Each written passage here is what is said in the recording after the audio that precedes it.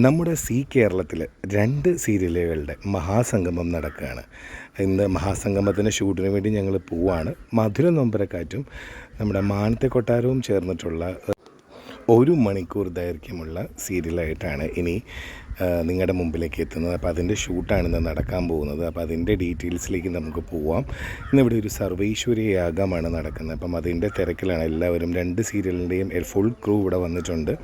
എല്ലാവരും നല്ല തിരക്കിലാണ്. യാഗം സെറ്റപ്പൊക്കെ കണ്ടല്ലോ. ഇതെല്ലാം ചെയ്തിരിക്കുന്നത് ലാലു തൃക്കുളം എന്ന് പറഞ്ഞിട്ട് ആർട്ട് ഡയറക്ടറാണ്. നമ്മുടെ പൂജയ്ക്കുള്ള കളവും കാര്യങ്ങളൊക്കെ വരച്ചിരിക്കുന്നത്.